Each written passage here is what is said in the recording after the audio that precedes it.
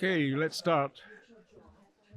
As you know, we've got on the agenda this morning, we've got fake news. Fake news has been popularized partly by President Trump. President Trump describes everything which is written about him which he doesn't like as fake. So it's caught on a bit. A lot of people use fake news now over things they don't like.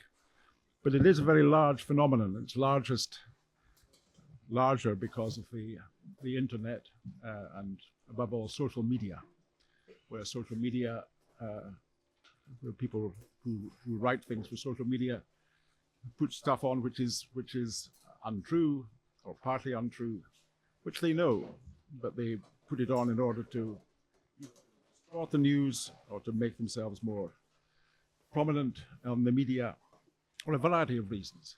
But social media has meant that the scope of publication of all kinds has hugely increased, and part of that increase is fake news. We have today a number of people who have to either combat fake news. I was going to say either combat it or do it, but none of them do fake news. That they know what it is, and they have to guard their themselves and their institutions from something which is now a large part, and to a large extent, a bad part of journalism. Just to start with a small story of my own. I grew up in a fishing village in Scotland, and the fishing villages around the East Coast had a newspaper called the East Fife Observer, otherwise known as the 2 minutes silence, which was an indication of how long it took to read. It was 8 pages.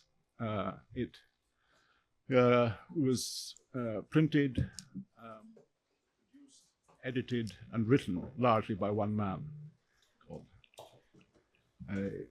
called Alec Russell. And I, as a sorry? Not the Alec Russell, yeah, no. There are more than one Alec Russell. And I, like other teenage aspirants after journalism, always wanted to get something in the East Fife Observer. My mother was a beautician, and therefore she treated people made people more beautiful, and got all the gossip from the town and from the villages around, and sometimes told me about it. And she told me something which I recognized as a possible news story, since I was then beginning to read newspapers. Quite a scandalous story, but it was going round and so on, she told me. So I wrote some notes about it and took it along to Alec Russell at the East Fife Observer and said, "Mr. Russell, I've got a story, a really good story for the Observer." And he said, "Oh, all right, what is it?" So I told him the story.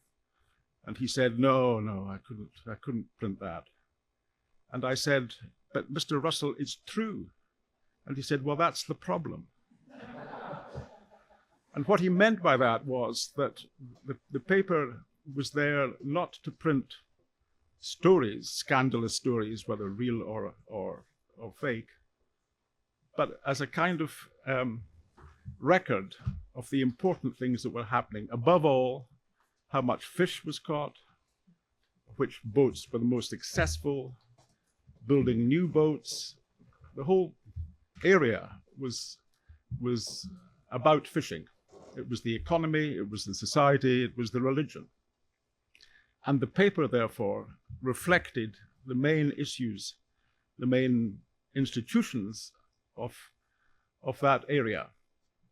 The church was, sermons were reproduced, but there was no news as we know it, because the paper actually kept these towns together. They were all doing roughly the same thing. People were thinking roughly the same thoughts, but it was a binding of the society rather than an information of stories and scandals and so on. And in that sense, it worked. In other words, it was a good thing, but it was a good thing. It was a newspaper without really news. And it was the opposite of what has happened since, or actually what was happening at the time. You had a newspaper which held the community together. Journalism, by and large, takes things from outside of communities and tells them things which they think are important, or which are scandalous, or which increase the circulation.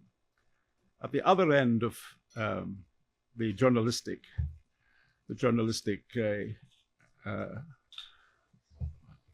of spectrum, thank you, you have the tabloid press, which in Britain was and still is to a degree very important. Still the main newspaper in of the tabloid press is The Sun, which is a Rupert Murdoch paper. And the Sun lives and dies on scandals.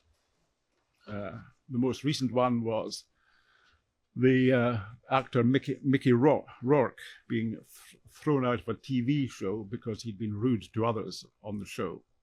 And that was the headline and the front page of The Sun, because The Sun serves an audience where television is very important, where scandals are important, and where celebrities are important. And much of that is, if not fake, at least, as it were, confected. It's made into something extremely important. It's not really important to most people that a TV star should be sent out of a program, but it does mean that people can read something which is scandalous, which is something interesting to them. And to some extent, to a large extent sometimes, that then intersects with fake news, with stuff which is either untrue or partly true. The newspapers, the tabloid press especially, does that, and the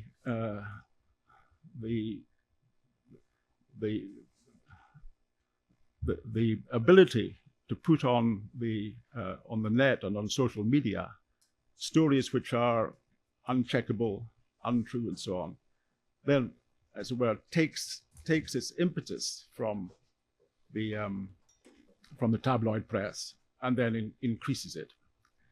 So we live in a society, in a media society, where a great deal of the material that we read and that calls itself news is only partly news as we used to understand it. It's very far away from the East Fife Observer. It's actually quite far away from many of the news outlets that you'll hear about from the people who are going to speak about it. But it's now a very large part of what we take in, or what surrounds us, and what is advertised as something which we should or like to read. It's a major part of the of society now, and hence it's one which this panel will begin to enlighten for you. So, first of all, Adam, if you would start. Thank you. Good morning. Good morning. I want to make a couple of sweeping statements, which come so easily to journalists sometimes. But before I do, I wanted to ask, how many of you are, a show of hands again, how many of you are familiar with zero hedge? 1, 2, 3. Zero hedge. Zero hedge is fake news, conspiracy, financial advisory, analytics, whatever you call it, with obvious links to Russia, peddling Russian narratives in the financial markets. And it has become quite influential in moving markets in the United States and globally. And despite this reputation, last week, the White House announced that after throwing out the Associated Press reporter from the pool covering the White House, they announced that Zero Hedge is going to be part of the White House pool. So now the time comes for the sweeping statements. The reason why Zero Hedge was invited to take part in the White House pool covering the president is that what we're witnessing is an emergence of a strange alliance of autocratic regimes using fake news to sow discord in Western societies, in democratic societies, and tech billionaires who use their technological prowess to facilitate what I would call an assault on democratic governance and accountability. And this is a sweeping statement, but I'm going to provide some evidence to back it up. A leading figure in this endeavor in the United States is Peter Thiel, the founder of PayPal and the founder of Palantir, the company that was involved in some of the political campaigns which propelled the new right to power in the United States and some other places, to play a role in the Brexit debate and referendum by providing social media and internet analysis that allowed campaigners to target individuals and groups with tailor-made messages that would swing them towards the Brexit vote or towards Donald Trump's election. Peter Thiel, in 2009, wrote an essay in which he argued that freedom and democracy are basically incompatible, and that the democratic governance has become so unwieldy in the Western world that it needs to be replaced with a technocratic oligarchy of experts.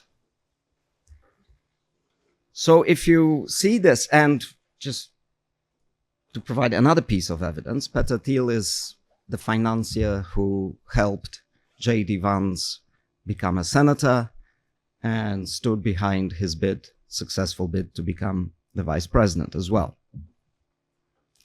So we have this strange alliance of Russia, China, and we discussed Russia's misinformation, disinformation, fake news.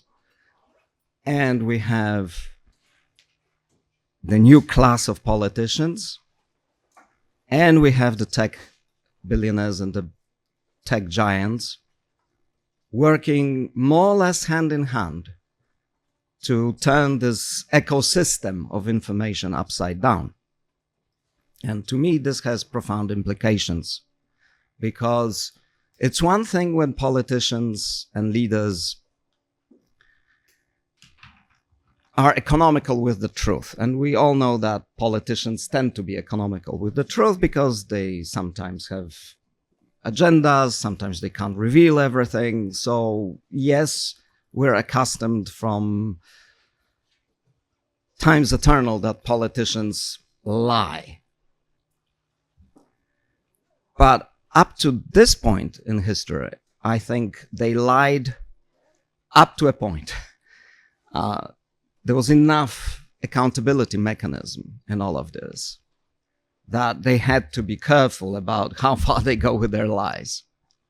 At the moment, we have a new class of politicians, of leaders, who shamelessly lie, create fake stories, fake news, spread conspiracy theories, which they know are fake.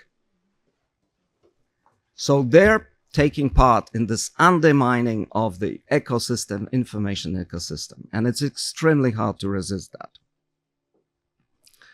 So that's the end of the sweeping statement. Let me see if I have another point I want to make before I shut up.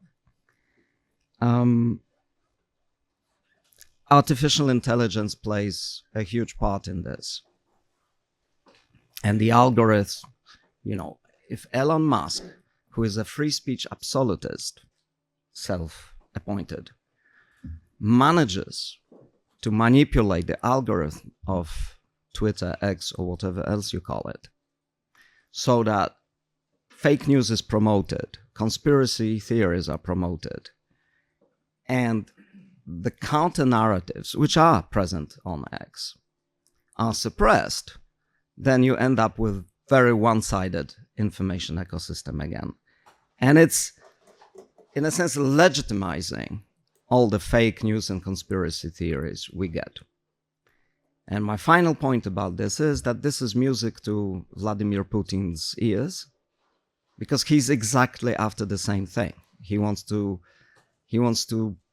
destroy that ecosystem, that accountability ecosystem of which media, truth, facts are the tools to keep tabs on political power, on executive power. So this is, I think, something we're faced with. And frankly speaking, I don't think we know where this is heading. Adam, thank you. Adam is deputy editor and head of news in the fairly new Polish World Service, which started, I think, last year, or the year before. And therefore, he has to be particularly careful about the accuracy of news, as does the somewhat longer-lasting BBC.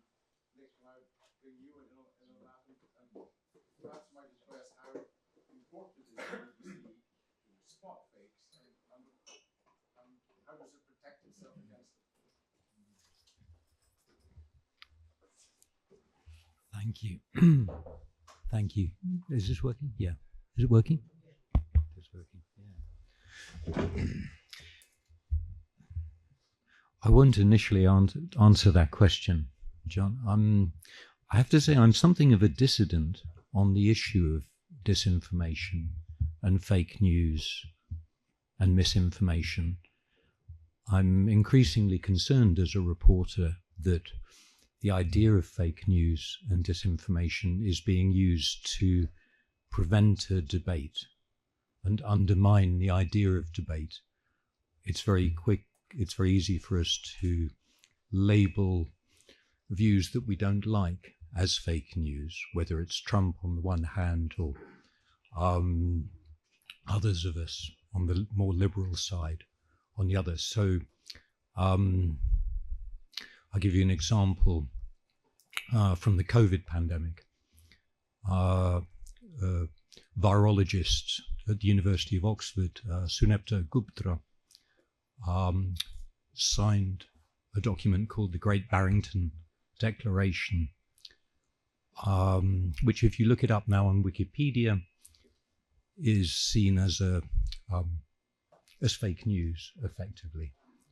A minority part of the scientific community felt that lockdowns, masks, and eventually the mRNA vaccines were obviously the main way of dealing with the pandemic. But a significant minority of doctors and scientists disagreed with that. But they were immediately cancelled by the mainstream media. They were cancelled by the rest of the scientific community, and therefore a great many alternative approaches or alternative strategies to the pandemic did not have a proper opportunity to be discussed. They were pretty much cancelled out. This is for myself as a mainstream journalist, I found it a peculiar period because it seemed to me it challenged my ideas of what the BBC should be doing, what the mainstream media, how we should be reporting this. And since then, I think, leaving aside the pandemic, and I don't think we should, it's a controversial subject, I don't want to talk too much about it today, but when Adam there was speaking about the ecosystem of information, there's an assumption in what you're saying there, Adam, that it was all kind of stable until this wave of disinformation and fake news came along, and that suddenly everything's been turned upside down by this assault, by autocratic regimes, by conspiracy theorists, whether in the United States or in Romania. And I'm concerned that that's not actually the case, and that we don't really know what's going on. Was there taking it away from the discussion of the pandemic or about Georgescu, was there a Romanian revolution in 1989? Who blew up the Nord Stream 2 pipeline? Is Russia preparing to invade Central Europe? I think there's a tendency in the mainstream nowadays to take a certain view and dismiss that there is a truth, that truth exists, rather as a famous Russian newspaper once declared, by calling itself Pravda, that there is such a thing as truth. Obviously, I'm not undermining, I wouldn't attack the whole industry of disinformation which now exists, but I do think we should be very careful with the words fake news, disinformation, misinformation, because often there are financial interests behind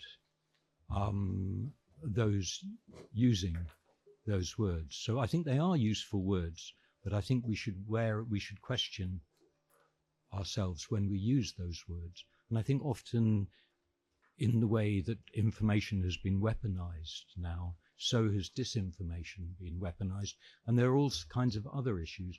To come finally around to the BBC question, I work for an organization which has less and less foreign correspondents, and more journalists working in London for something we call the Verification, BBC Verify unit. I think we now have 80 journalists working for BBC Verify. I don't think we still have 80 journalists around the world actually producing news.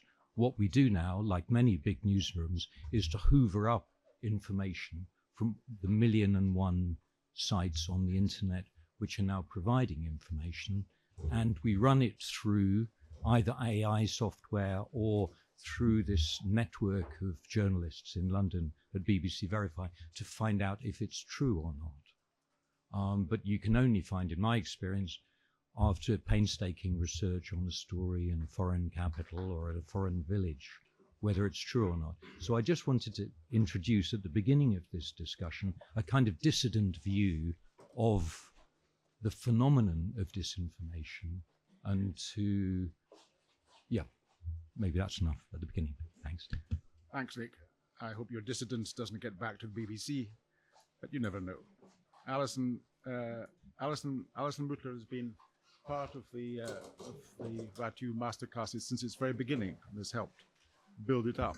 She's already talked yesterday a bit about the Georgescu case. Perhaps it might be worth visiting again.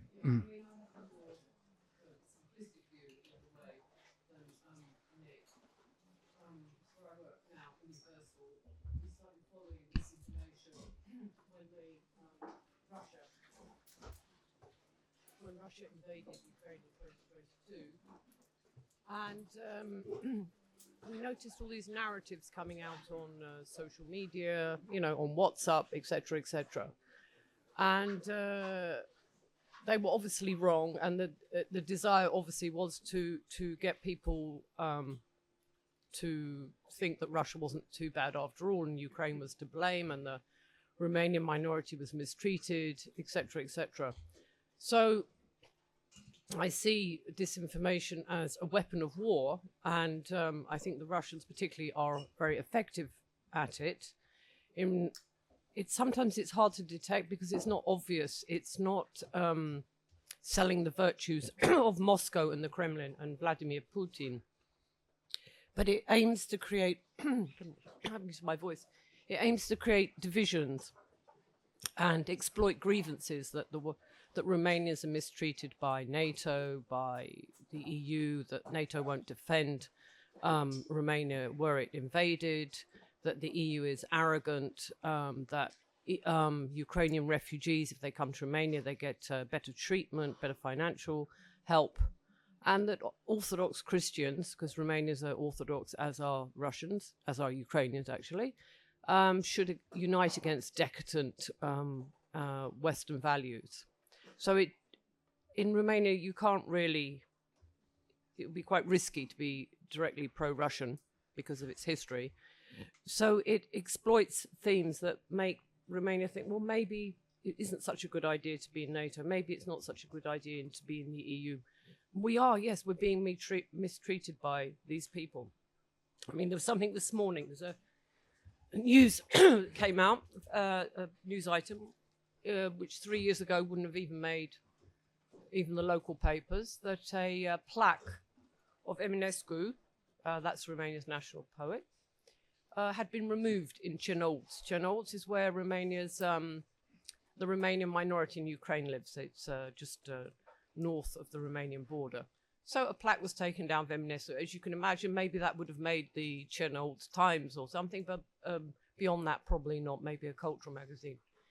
Anyway, this news, it was taken down. The reason it was taken down was just because it was wrongly inscripted. I had a quick look, and it's actually in Slavic, in the Cyrillic alphabet. Maybe they want to make it in the Latin alphabet. I don't know, but there was some problem. It had been done under the Soviet times. But what happened? They misspelled Eminescu there. Well, that wasn't a smart move.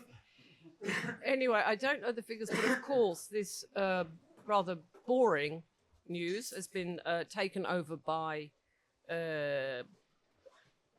AUR, which is a Romanian nationalist party, and other people, perhaps who are working for Moscow, I don't know. And it's saying this is an example of how Romanians are being mistreated in Ukraine, how Ukraine has no respect for the national poet. And this, inflames people's spirits, because it's the idea that you're being mistreated, it gets people energized, it gets people angry, it gets people emotional. And that's the point. A lot of fake news is to appeal to people's emotions, because it a plaque being changed because the name's written wrong. Okay. But the fact that no, the Ukrainians actually, they're against us, they don't respect us, they don't respect our rights.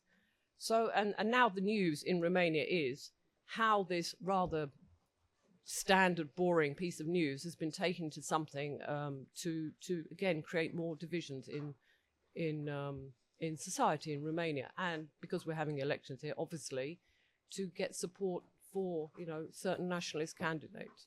So that's just a couple of thoughts. Alison, thank you.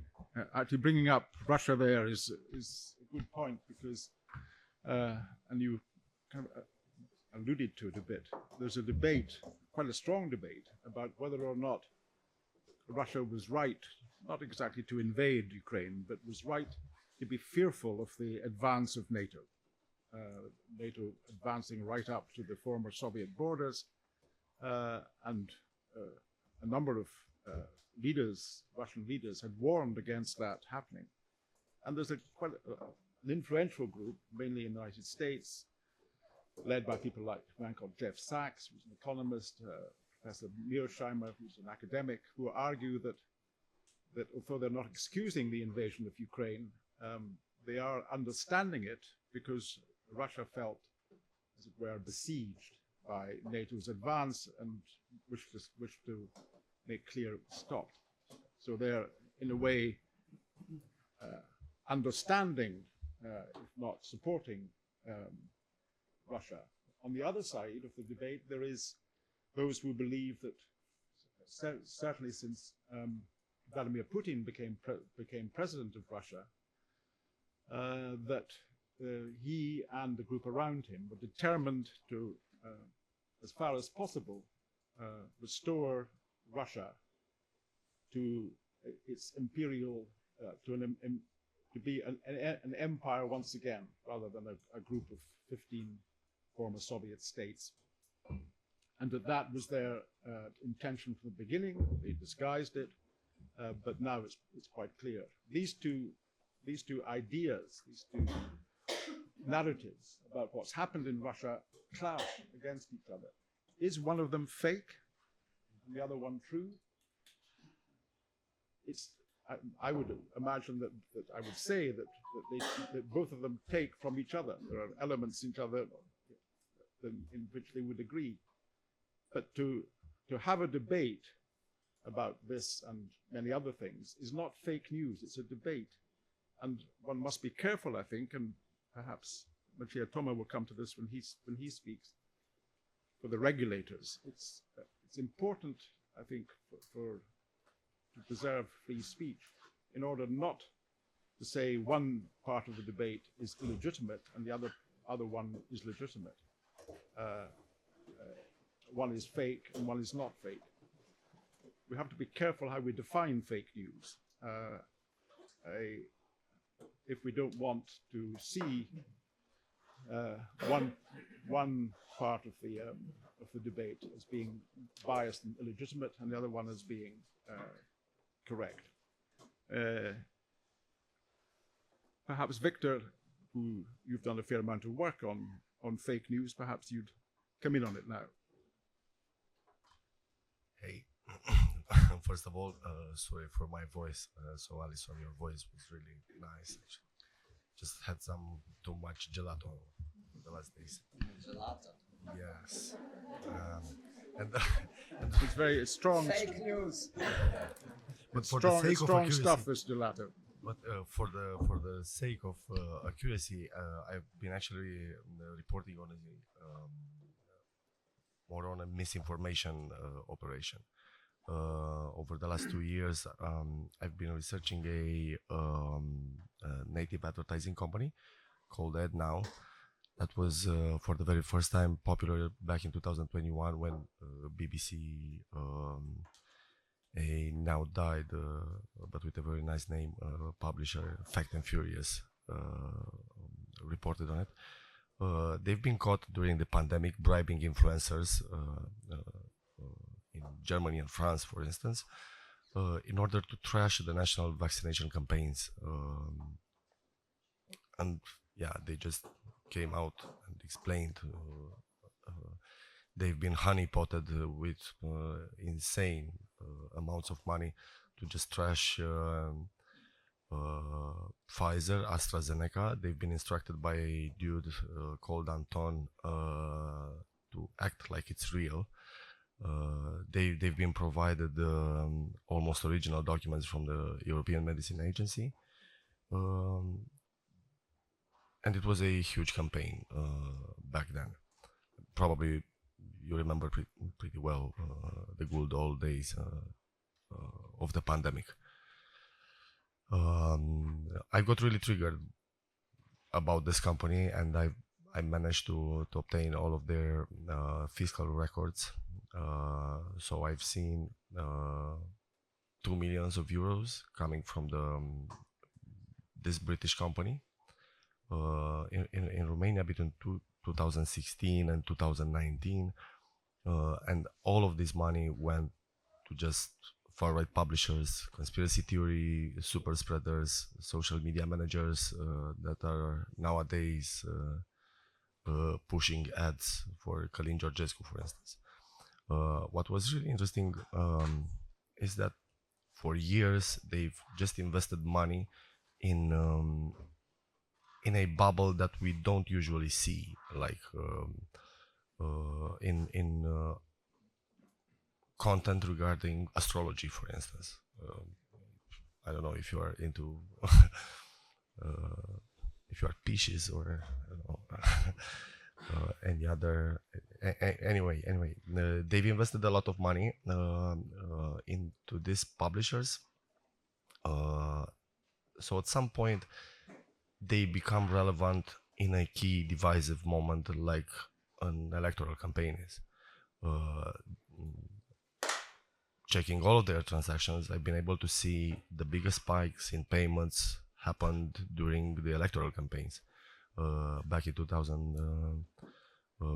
And they made insane payments during the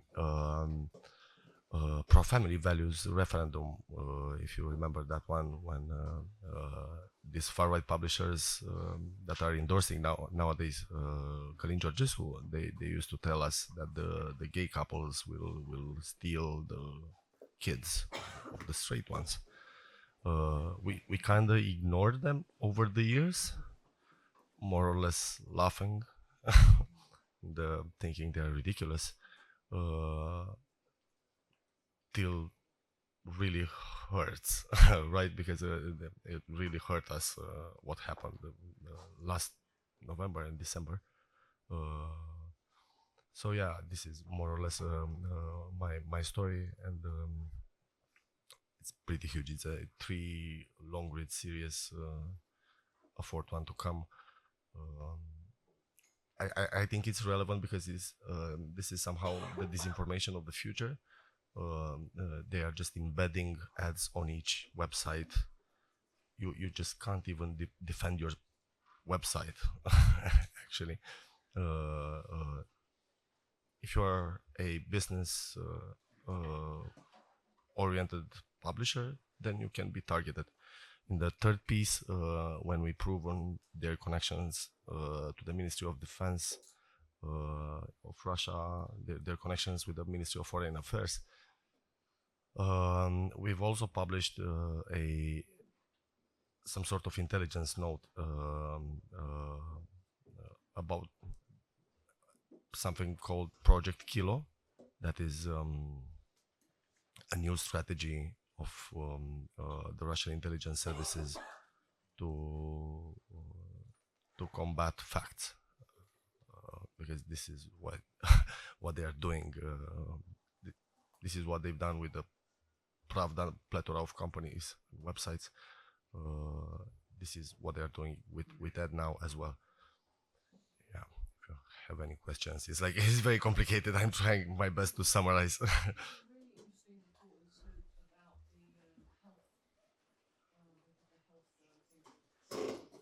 Yeah, that's the thing.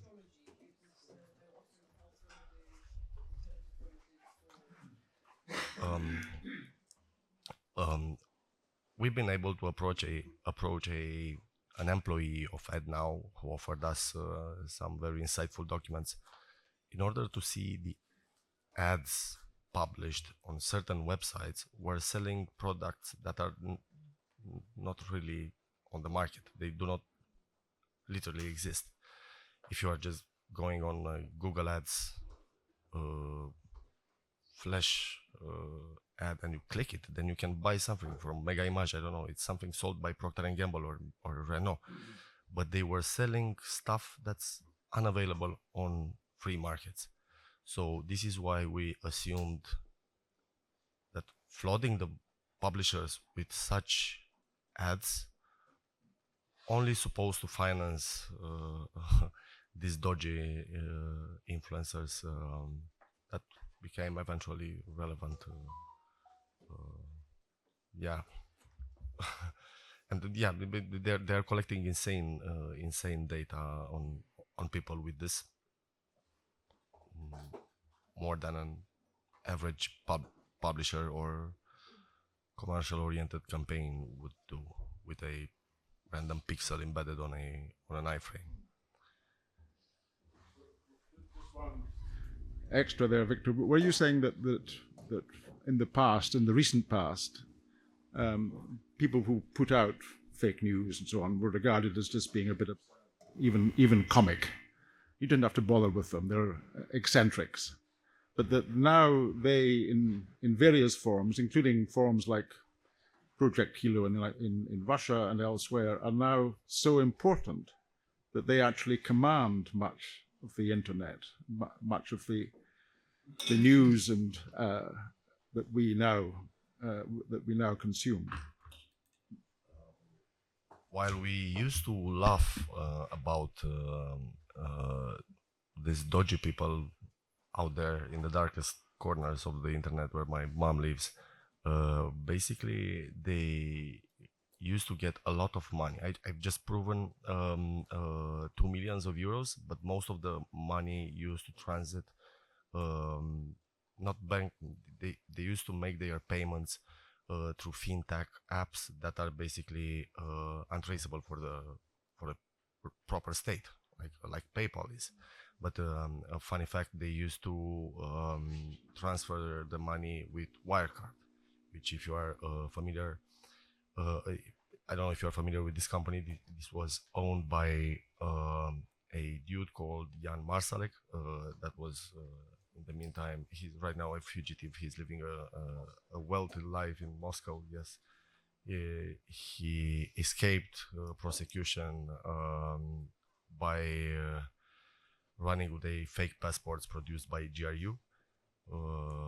And yeah, all the money of AdNow, all the money, sorry, most of the money from AdNow to the Romanian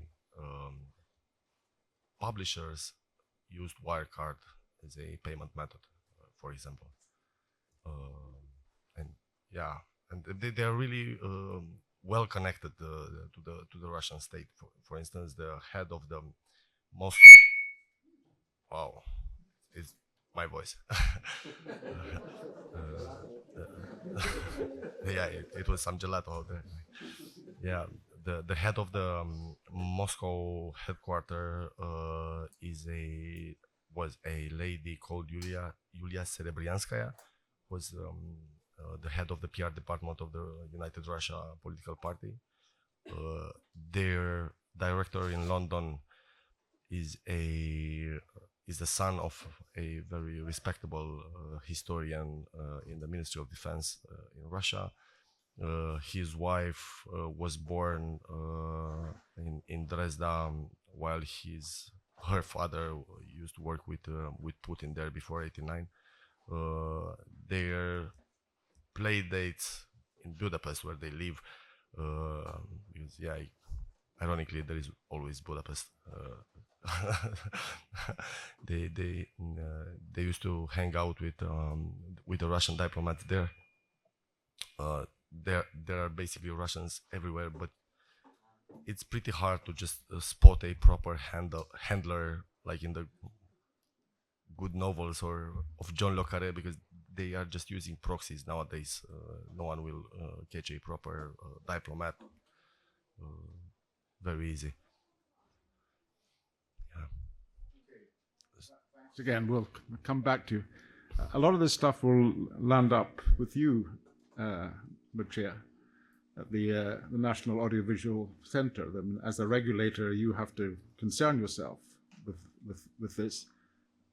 From what we've heard, there's such a flood of fake news that it's almost impossible for a regulator to carve through and to discriminate between what is real and what's fake. Is that right?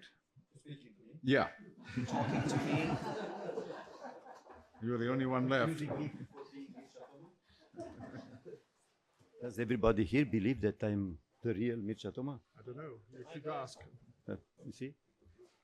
Since I've listened to Nick's intervention, I started to doubt myself about my... Well, it might be fake news, of course. The majority of the people working in science confirm that I am the one you are claiming. But, well, you always have to doubt. I will have... no, seriously, I am. Me doubt it, but... I have three different hats for this topic. One of them is the funny part. So, working as a journalist for a political satire magazine, I produced some fake information about some politicians with intention. It was, we collated the identity as a vodka drinker to a politician who used to be prime minister, and the name of the vodka was Săniuță, for those old enough to remember this period. So when you ask a Romanian in that time, what does suggest to you the word Săniuță, it was the brand of the vodka, and they said Văcăroiu. And it was fake because he wrote a letter to the newspaper, and he said, I'm drinking only wine. So he had some humor, yeah. But I know how easy it is to put a brand on some public identity, public person, and change his faith sometimes because he is followed by this image you created and you put it on him. And it's very difficult to change this image. Another hat I wear is the one of a person trained in media education. And I know how important it is to develop the critical thinking to help people to consume intelligently the information they have access to. And as a proof to the importance, because we're discussing about fake exists easier if the consumer is vulnerable. So it's a relation between the destinatory of the information which is fake. And I had the curiosity to compare two columns of figures. One speaking about the level of media competence. There is an organization which is producing this kind of research for the European Commission. So the EU countries have a top, the best countries with media education are, I'll let you guess, Finland, Scandinavian countries plus other. And I put in parallel the same countries with the percentage of the population which was vaccinated during COVID. And guess, Romania and Bulgaria are very low because the level of media education is low because I didn't work enough for this. And Finland and the other countries with a strong, well-trained population didn't consume all the conspiracy theories, and they accepted that vaccine doesn't kill but helps people survive. There's a sympathetic research connected to this story. I found a comparison between the number of deaths in USA reported to with whom those dead persons voted for. And Republicans are in front. Because they, yes, it's tragic. But this leaves us to a debate. Okay, we are in a catastrophic situation with this techno autocracy which is menacing the world practically. And I lived half of my life during a similar autocracy. It was a dictatorship, Ceausescu's. And during the news on TV, my grandfather was laughing all the time, saying, look what they are saying. Who do they believe is believing this shit? It's not too obvious. Nothing was believing. So the problem remains. The problem is how long can such a political system resist? Because how long did it take to the Catholic Church to apologize for Giordano Bruno's killing in the somewhere in Italy, no? Yeah. So I don't know if they did it. Did they apologize or not? It's to be a partial apology. Yeah, something like this. So the risk is obviously huge. And finally, this is a second, and here the second hat, and changing with the third one. The one you asked me to speak as a member of the council, and feeling so important to decide what's truth and what's not truth. We're having in front TV programs, and we say, well, this is fake. Are we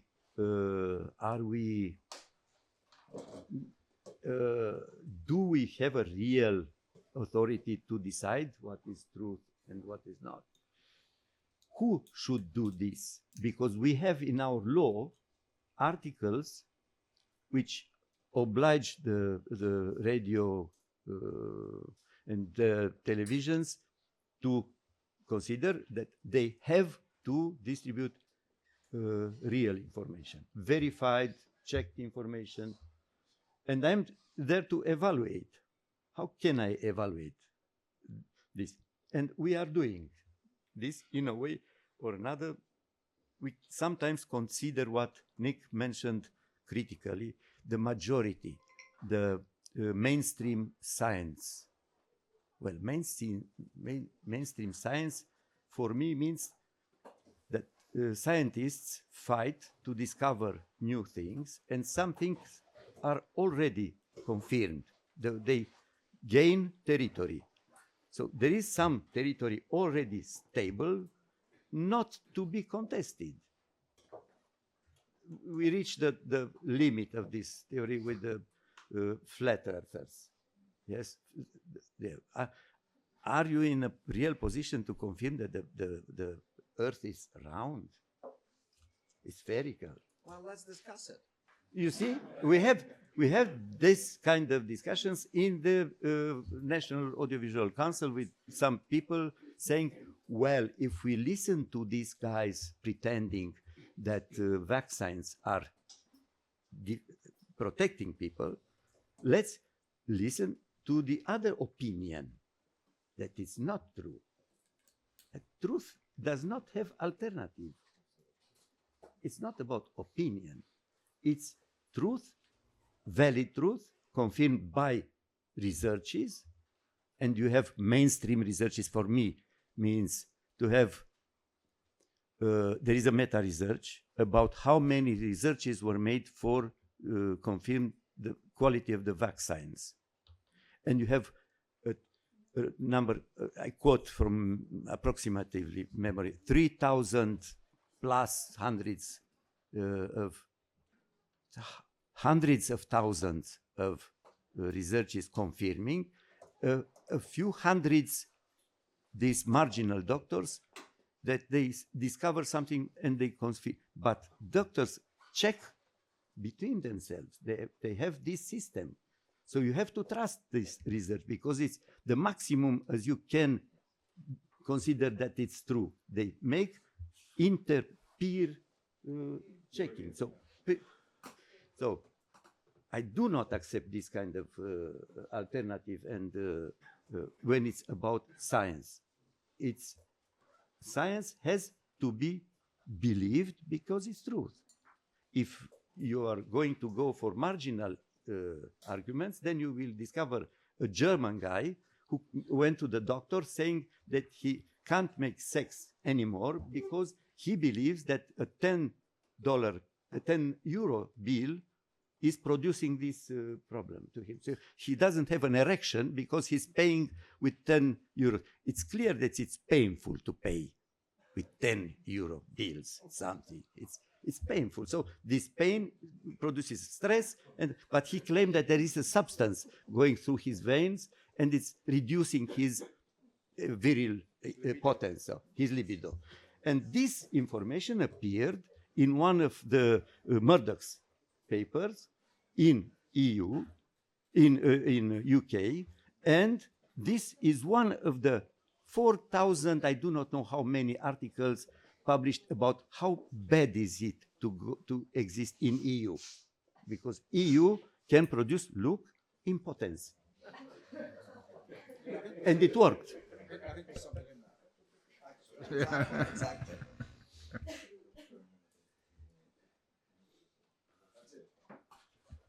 Are you then saying It's not true. I'm glad you said that. I'm glad you said that. Of course, we don't have euros in the UK, so I just was asking myself why. no, well, because we're frightened of losing our libido. Clearly, are you there? Are you seriously? Are you then saying that the Audiovisual Council and councils like it all around the world, like in UK Ofcom and so on, that they're now so flooded with various with people saying this is my truth and others saying this is my truth and so on, that they cannot or find it very, very difficult indeed to say this is right, this is true, this is scientifically proven, and we stand beside it? Is your job and your counsel becoming increasingly flooded? Yes, it's but let's until we started to try to regulate also to have these competencies over the non-linear information, which means big platforms. This is the huge problem. This is the huge problem. For the TVs, we have some clients, and the lies they are spreading are easy to check. So we had, did we speak yesterday about the Romanian priests being? No.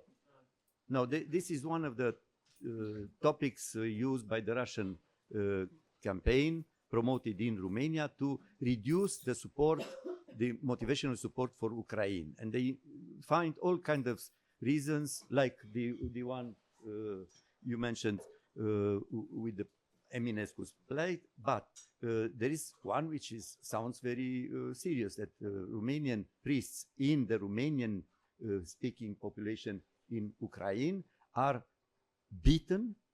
The churches are arsons, not bombed, but they put on fire. And we had a TV in Romania reporting explicitly this kind of topic. So they are one of the Russia's trumpets in Romania. I won't mention that it's Romania TV. Don't even think about it. And they distributed in news the images of a church burning and saying, look what the Ukrainians are doing to our priests. And I did the check during the when I saw the images, because we received in advance a transcript of the program. I couldn't see the image, but I saw the church. I made a copy screen, and I checked via Google image, and it was, yes, there was a church burning, but it burned 5 years ago in the north of Ukraine by accident, and the firemen stopped the fire. So it was a civilian topic, no identity of priests, etc. So priests, this is a real story. There is a priests' war in Ukraine because some of the priests insist to obey to the Russian church, and the priests obeying to the Ukrainian church are in conflict with this one, and the authority considers that these priests obeying to the Russian church are distributing information and Russian propaganda, and they discourage the people to go to war, etc., etc. So there is a tension against priests, but not for their ethnic identity, but because they are Russian obedience.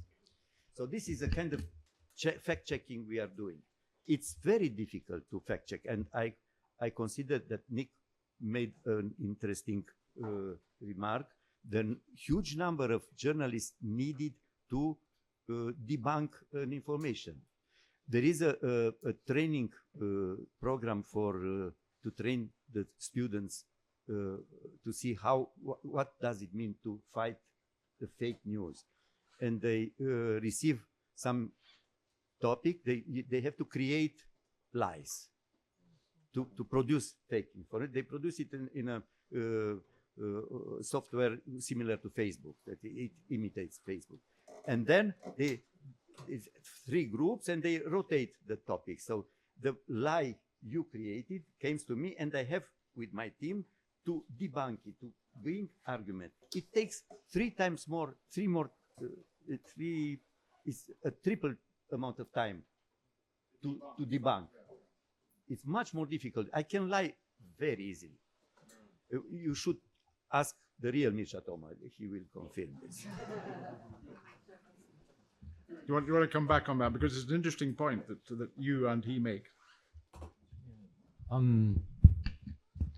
I don't have, as you would guess, Mitch, your confidence in science and in mainstream science, because it's influenced by the pharmaceutical companies, enormously influenced by the pharmaceutical companies, and the research, the peer-reviewed research, is also, the reliability has been undermined by the funding business. But we could talk all night about that. Just to come back to something Victor there said, he spoke about insane payments by these dodgy organizations. You used the phrase dodgy people. To try and reinforce my point that we didn't live before all of this in a sort of safe, reliable information environment. We've been bombarded since the invention of television by lies, by fake news, in terms of everyday, the advertisements. The large food companies are feeding us poisoned foods,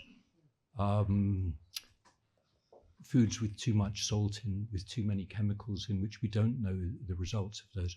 If we go to the doctor, in the old days, one might go to the doctor and the doctor would sit down with you and ask, how are you feeling today?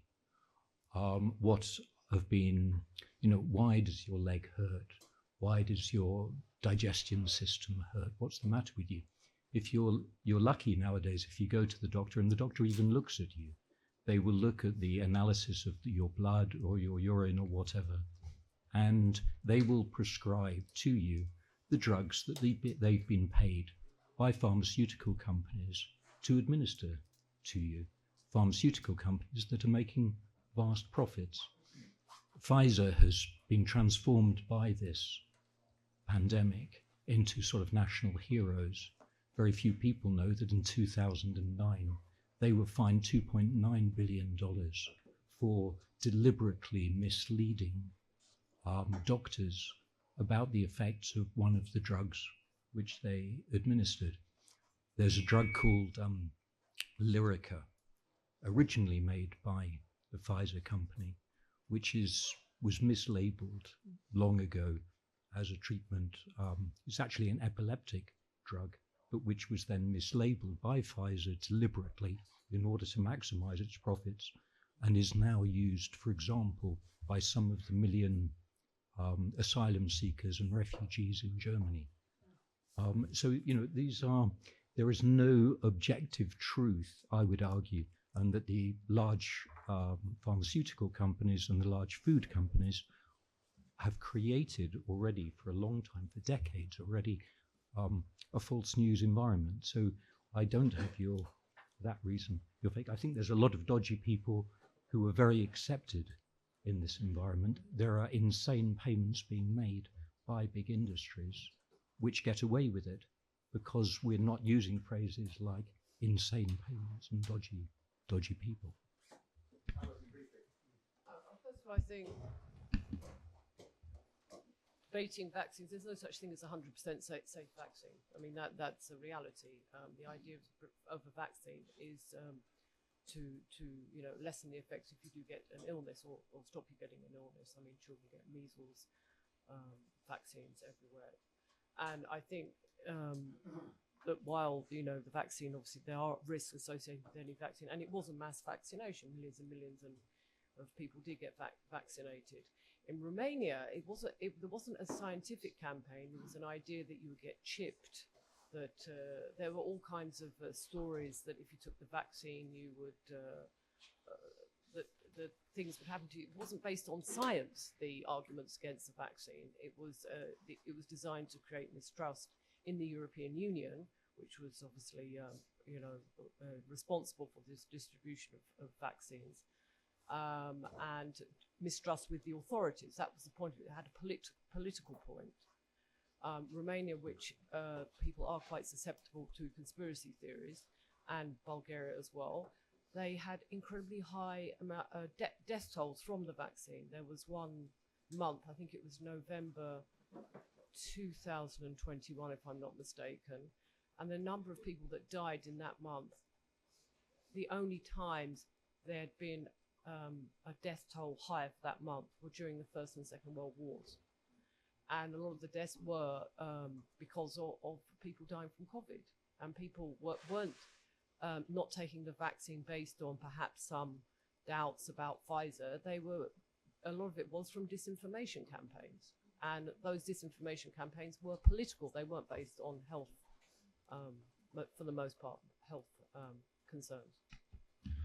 Thanks, Alison. Mark, come in.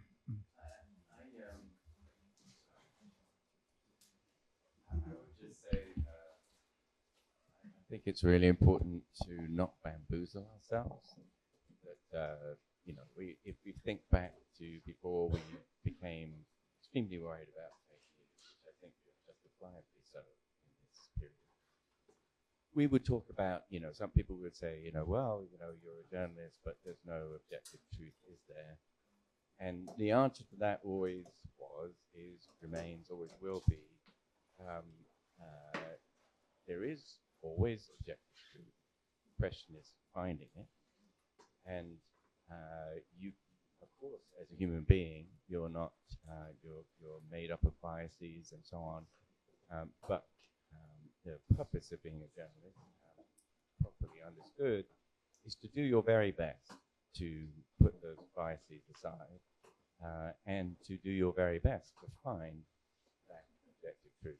And there are very many bad journalists. There are journalists who don't care. There are journalists who are not very effective, all that sort of thing. There are bad lawyers. There are bad doctors. There are bad all sorts of professions. But I like to think that the majority of the journalists that I've worked with throughout my career are doing their level best. And I think what we need to remember about fake news, yes, we need to be careful about the use of the word. I don't like the word anymore because it is so misused. But it had a very specific meaning, which remains true, and it requires intent. So it's not a question of somebody gets a story wrong, or somebody not, like with the North Sea stuff, journalists don't yet know the answer, right? So they're quoting officials saying, well, we think it might be the Russians, or we think it might be the Ukrainians, or we think it might be some other thing. Eventually, court and did kind of get to the bottom of it. It was Ukrainians. We know what it was now. But it took a while. And I think it's really important to remember that what fake news is the deliberate spreading of stuff known to be wrong in order to have an impact. And the perfect example of that is MH17 in, if you remember the passenger plane, the Malaysian passenger plane that shot down over Ukraine. I don't know how many, but more than a dozen different versions of how it was that was not shut down by a Russian book.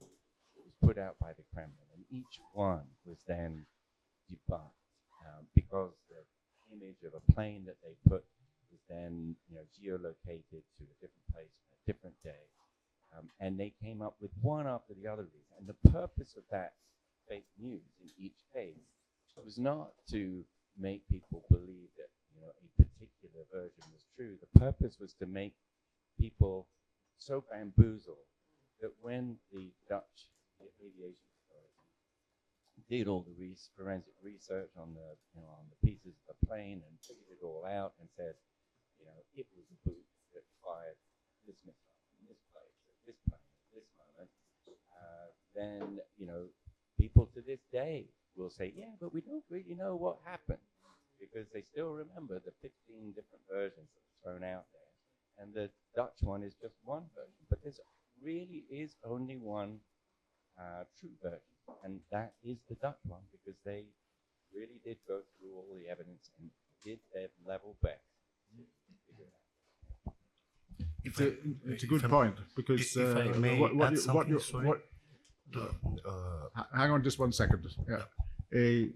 What you're touching on is that truth, however much we try to find out of the truth as journalists, or indeed as other researchers of all kinds, we become aware that what we're giving out as the truth, in thinking that it is the truth, is always limited the truth of nearly everything is complex, deeply, deeply complex, of the individuals, the situation, the context in which it's doing. So that we're, at best, we're doing, and we should be conscious of that, we're doing something which is a partial account, as much as we can gather, and as much as we can test, and make sure that it's true. It itself is limited. It must be limited because the truth, especially of politics and the kind of things that journalists write about, is very difficult to encompass in one story that might take up a few inches or a few minutes of television. The best we can do, and I agree with you that we should still strive for that. The best we can do is to do something which is true in itself, but partial. Liam, you wanted to come in? I would like to tell a short story from a rally in Georgescu I attended some time ago before the round one was cancelled. And one protester came to me and he asked, do you know that Bolojan, who was president, eternal president of the country at that time, do you know that he stole a truck? I watched him and I asked, no, where this information come from? Oh, you should do your research as a reporter and you should know that Bolojan stole a truck.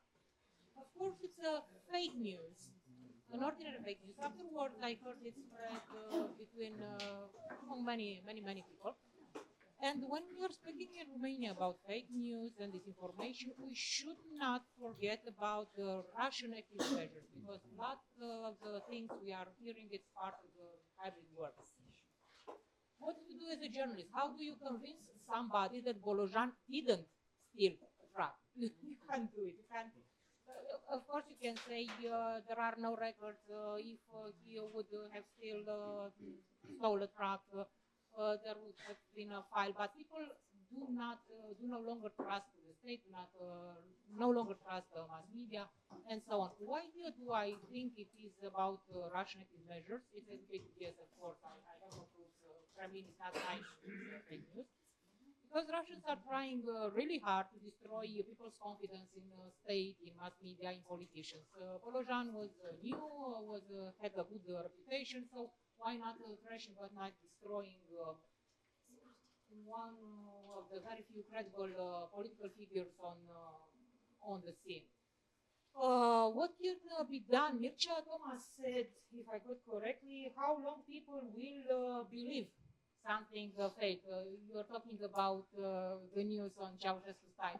My answer is that unfortunately for some people, they will believe it as long as they want to, because I met more and more people who are no longer interested by the truth. They're interested by the information that endorse their notions. If you come to them with the truth, they will simply refuse it. Especially in Georgescu case, I was near him when he put his file for competing at the institution at back. And people around him were screaming, and they were true believers, not fake people, I assume, because they look like believers. Călin Georgescu, our last hope. When a politician is somebody's last hope, those people will hate you if you come with the truth to destroy their last hope. People cannot live without hope. They simply cannot live, so they won't accept the truth.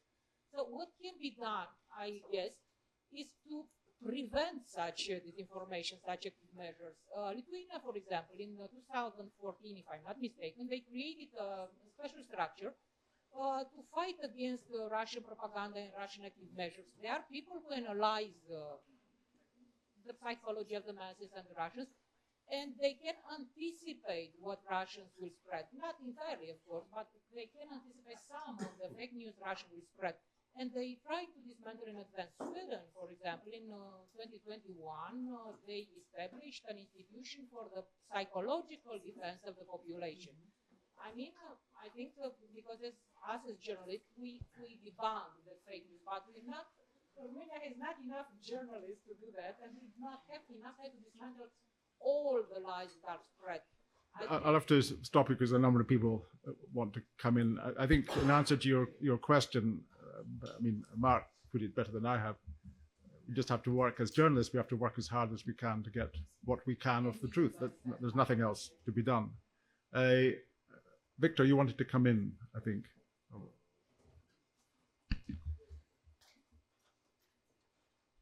Yeah, sorry, it's been an hour and a half, and we haven't been spoken about the social networks, but we are speaking about, yes, but we are speaking about objective truth, which basically doesn't really exist anymore in terms of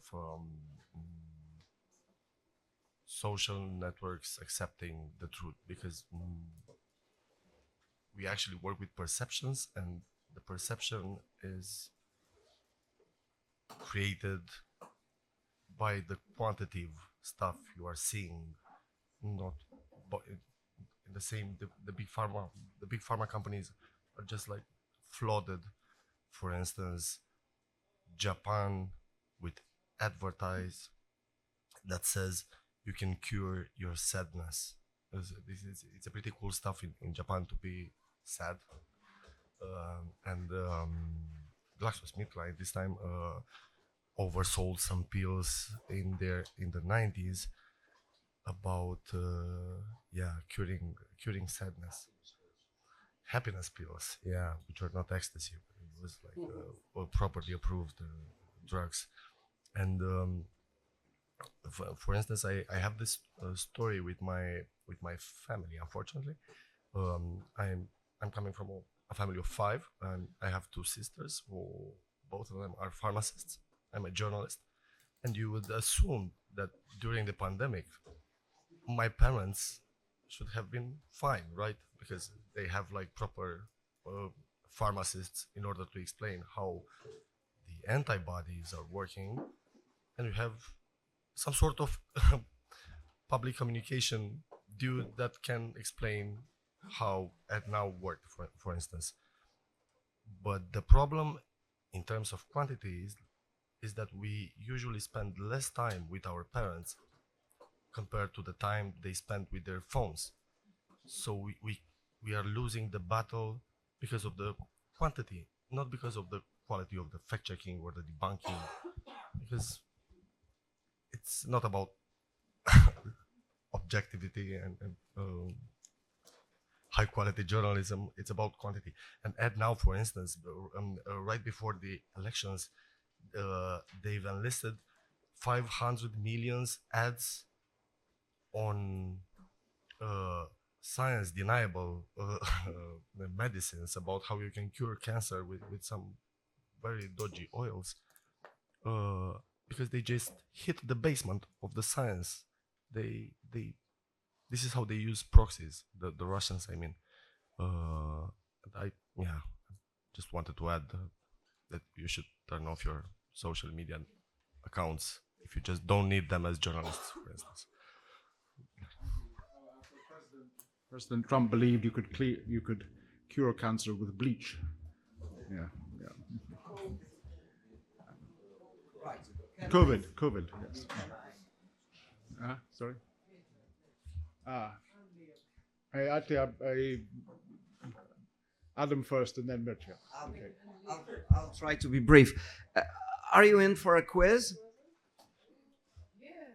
Yeah? Okay. I'll read something to you. Well, that's the quiz. Those who believe that what I'm going to read is truth, raise your hands, and of course, those who believe this is fake, you stay put. Clear? Okay.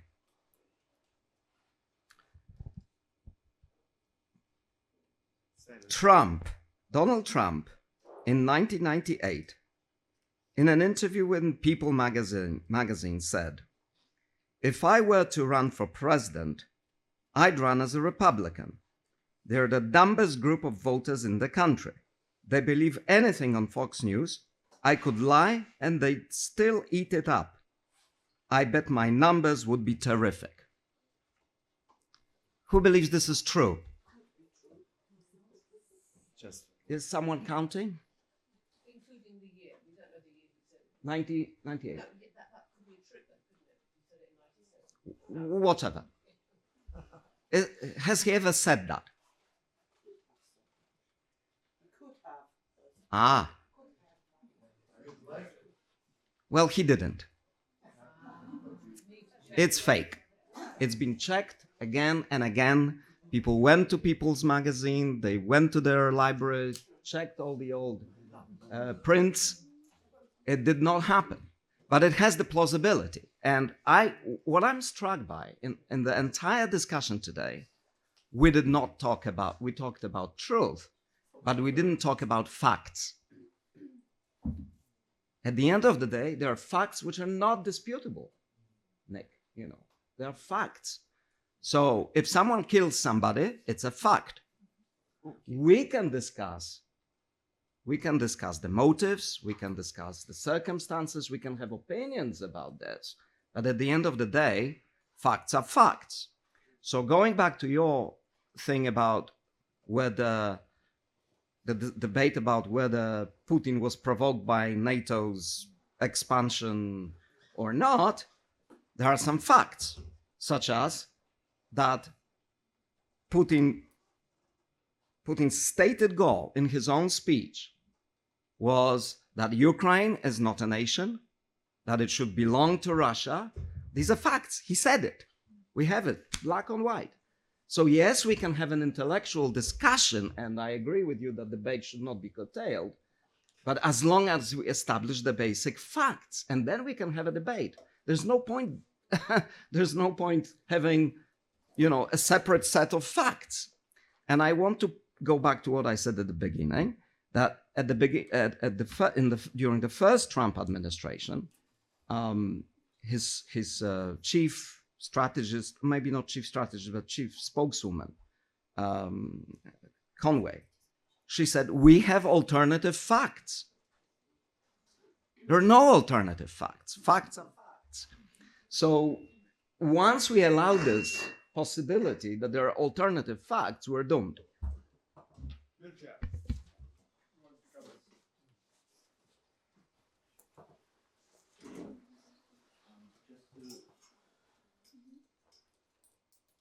Just to pick up on Adams and the whole discussion up to now, I've been sort of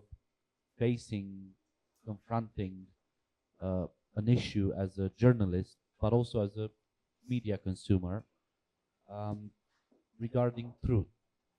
I think we're past the debate whether this is true or not. I think, at least in Romania, but in many other places around the globe, we are at the point where people don't care if it's true or not. Simply, they just don't want to have this debate. They could care less if it's fake news, even if they know deep down it's fake, or they have a hint that it's fake, or they might think it's not completely true, which is the most dangerous thing about fake news, is the mix of facts and then bending those realities, and that's the most common fake news discourse, that we face.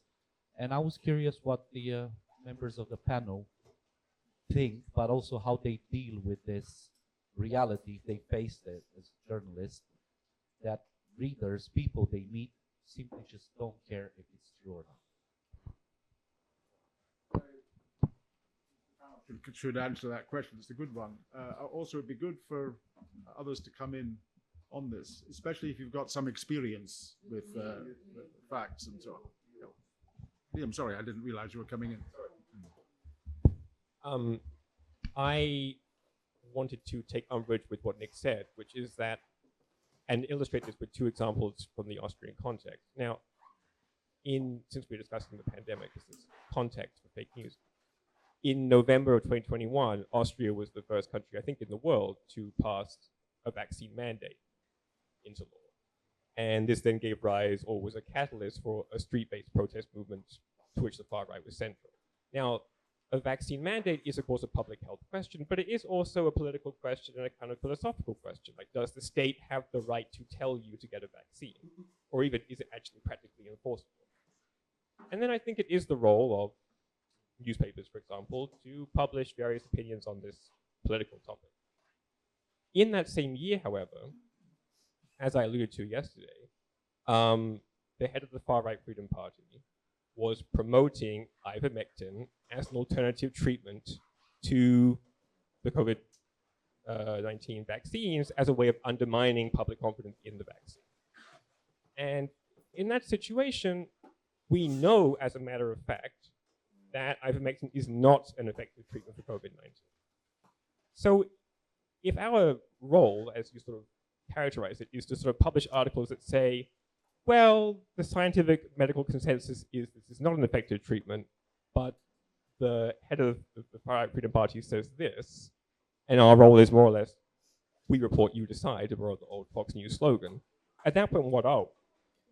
We're not even really journalists. I would say we're not even really curators of opinion, because it's not really an opinion that ivermectin is effective. It's a matter of fact that it can be established. There are contexts, of course, in which we should be curators of opinion, especially in sort of the cultural realm, because culture is a very subjective thing. But I think that when we have a situation where a lie is being propagated, including, as Alison, I think, said, for political purposes, then we as journalists have to be able to establish what is a fact and what is not. I just quickly reply to that.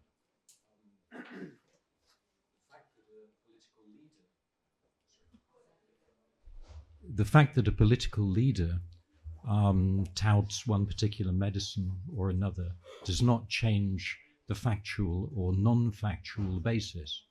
When you claim that ivermectin is not ineffective, one would need, as a virologist, ideally also as a journalist, to examine all the studies of ivermectin to find out whether it is effective.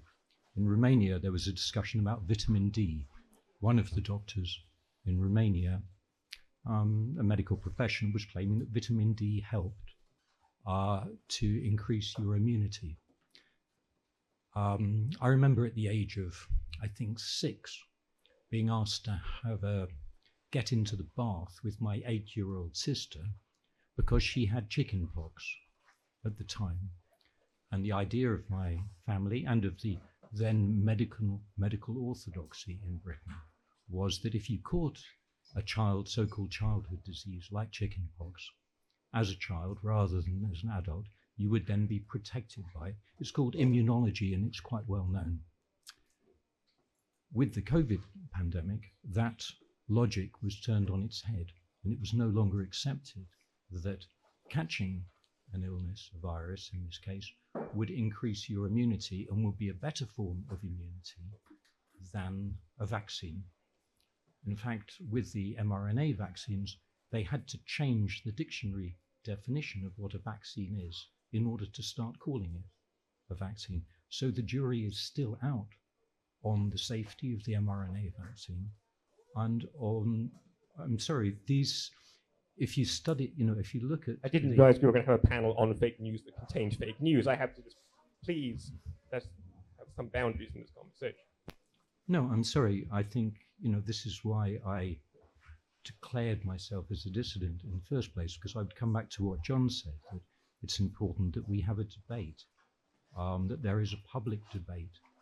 And I refuse the allegation I'm pandering fake news, and I can assure you I'm not paid by the Putin or the Russian government. What was your point on that? I think I can take that as a comment rather than anything I need to reply to.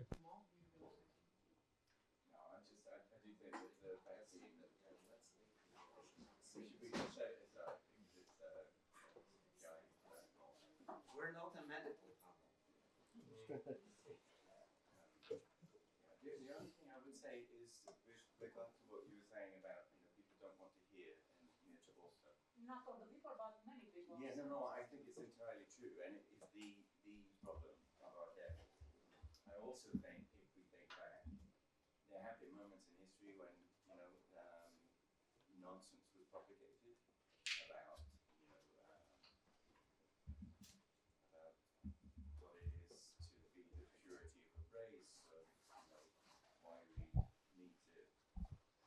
eliminate the Jews or whatever it is. There have been moments in history where people refused to listen to anybody else, and I do think I'm aware that I'm raising the wrong question because it is the ultimate question, but there have been many times in history where this has happened, and I think what we can't do is throw up our hands. You can't throw up your hands and say, you're not going to listen to us, so let's do something else. It's just, I think we need to find different ways to persuade people. I absolutely agree. And I think the BBC is not wrong to say we need a really big verification department, because so many people, their reality is now not in the physical world. Their reality is where they get information, where they get their beliefs from about what's going on as perception, is in a different place. And we have to, as finders of fact, we need to go into that place, and we need to take the fight into that area. And we're not very good at it, to be honest. And we need to learn how to be good at it. But we have to learn how to be good at it. And I fully agree, Mark, and also what you said before about MH17. I do believe that we as journalists are duty bound to search for objective truth. Even if we can't find it, we should always be on that journey. But all I'm saying in this is that we need to apply the same criteria, put the same diligence and hard work into studying everything, and not to leave some things out. So we do need to continue to ask, are the vaccines safe? What happened with Nord Stream 2? Although I think I agree, it's probably almost certainly now the Ukrainians. What happened in the Romanian Revolution? Is ivermectin a safe? I think we do need to continue asking these questions. And I do believe in objective truth. I'm sorry, but so vaccines. I'm going to leave the COVID vaccines alone for a second. Let's talk about MMR. Same thing. And we have a scientist. Yeah, we have an academic, a scientist who produced a paper, which you can still find all over the internet. He can still travel around the world lecturing about MMR causes autism. And that paper was then, as people tried to do in peer reviews, they tried to reproduce it. They were unable to reproduce it. They identified the nonsense piece of it that he had put in there. And it was actually deliberate. And nevertheless, people still believe it. And as a result, I mean, it was MMR, but the outcome of that, and this is where we go to people what they want to believe. They can believe it all they want, but they're now getting measles and dying in Texas because they're refusing the MMR. Ultimately, that's why I'm saying we need to get ahead of it. We need to persuade people, no, you're actually wrong, because ultimately people will die. And that's what public health is. And I'm going to stop about But yeah, you wanted to come in. Very short. I left a question without a final answer about how does the Audiovisual Council work when it has to define the value of truth of a program. We go to BBC verifiers and check there, because the journalist who produced this content had to do this himself before putting it on screen. Yes. That's it. We do not define ourselves. We go to independent sources of checking. And there is an international network of fact checkers, and they have to be credible. Now they started to be the focus of attacks coming from the real truth voices like Trump, Elon Musk, etc. So these fact checkers become kind of Soros funded dirty guys. Pay attention in BBC. So. Anybody else want to come in here from the panel? If not, there are many questions to be asked. So first you and then you. So, can you hear me? Okay.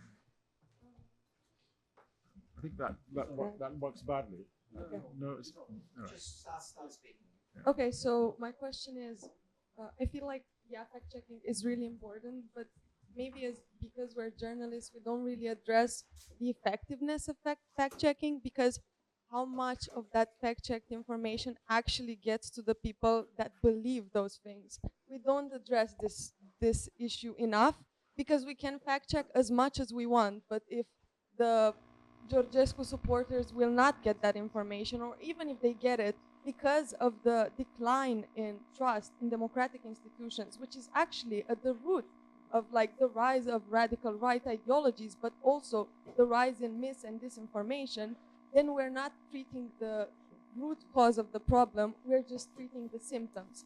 So how can we do it in a way in which we both prevent the spread of it, but also we try to treat the root cause of this increase in no trust, especially in Romania, because that's a problem. People don't trust us anymore. Even independent media, the people that should trust us, don't anymore. So how effective is fact-checking then? I'll take one more question from here.